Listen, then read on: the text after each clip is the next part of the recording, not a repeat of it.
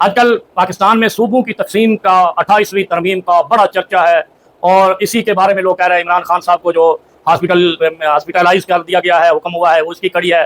بھائی میں ایک بات جانتا ہوں، ایک باپ کے 4 بیٹے ہوں تو اس کی کوشش ہوتی ہے کہ میرے پوتے اور پوتیاں ماشاءاللہ ایک بڑی نرسری بنے، میرے ایک بڑے ورثاء بنے۔ پاکستان ایک ایسا ملک ہے کہ جس میں رہنے والا مقتدر اشرافیہ یہ چاہتا ہے کہ یہ ثابت کیا جائے کہ پاکستان ایک بانجھ ریاست ہے، یہ 4 سے آگے نہیں بڑھ سکتی۔ اور وہ کون لوگ ہیں جو اس ملک کی تمام تر دولت پہ قابض ہیں، اور وہ یا تو دبئی لے جا رہے ہیں یا لندن لے جا رہے ہیں۔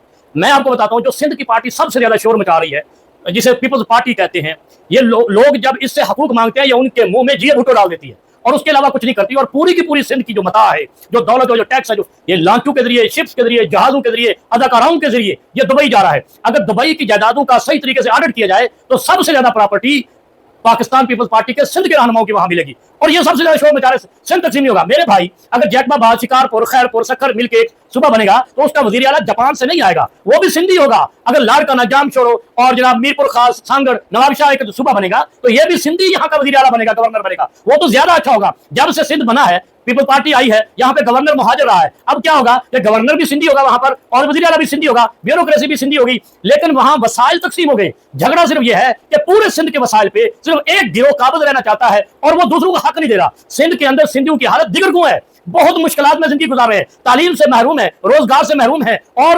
روزمرہ کے مسائل میں وہ وڈیروں کے غلاموں کی طرح زندگی گزارتے ہیں۔ اور ہاری طبقہ ہے، ان کی ہزاروں، کسی کی 1,00,000 ایکڑ ہے، کسی کی 50,000 ایکڑ ہے۔ جب کہا جاتا ہے صوبے بنے تو ان کو اپنی یہ وسائل کے اوپر جو قبضہ ہے یہ چھوٹتا ہوا نظر آ رہا ہے۔ میں پاکستان، اچھا اسی طرح نواز شریف صاحب پنجاب کی جو شریف لیگ ہے، اب شریف لیگ کی صورتحال یہ ہے کہ وہ سارے پنجاب کے مال کو، خزانے کو اڑا کر لندن لے گئی ہے، اور لندن میں جاگیریں، محلات اور فیلڈ، ایون فیلڈ اور فلیٹس، پتہ نہیں اپارٹمنٹس، کیا کیا انہوں نے بنا لیا ہے۔ پنجاب وہی کا وہی ہے۔ پنجاب کا غریب جو 40 سال پہلے غریب تھا آج بھی غریب ہے، جو بے روزگار تھا بے روزگار ہے۔ ان دونوں صوبوں کو لوٹا گیا ہے، بے دردی سے لوٹا گیا ہے۔ میں حیران ہوں پاکستان کی اسٹیبلشمنٹ پر اور اپنے معزز جرنیل صاحبان پر کہ وہ پاکستان سے مخلص ہیں، سرحدوں کے محافظ ہیں۔ سرحدوں کے محافظ کا مطلب یہ ہوتا ہے کہ وہ ہر چیز پہ نگران ہے، سپروائزر ہیں۔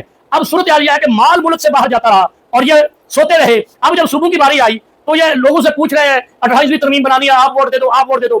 حضور انور 26ویں اور 27ویں ترمیم کے لیے آپ نے گلے پہ انگوٹھا رکھ کے ترمیمیں پاس کی۔ آپ نے پاکستان کی سپریم کورٹ کو 2 ٹکڑے، آئینی عدالت اور سپریم کورٹ بنا دیا۔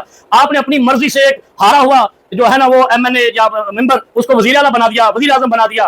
آپ کے ہاتھ میں طاقت ہے، آپ صوبے بنائیں۔ یہ جو لوگ آج شور مچا رہے ہیں، یہ بھٹو کی پھانسی پہ بھی شور مچا رہے تھے، بھٹو کی اولاد کے قتل و غارت پہ بھی شور مچا رہے تھے، بے نظیر کے قتل پر بھی شور مچا رہے تھے، اور پھر اسی ہی تنخواہ پہ، اقتدار پہ مار میٹے تھے۔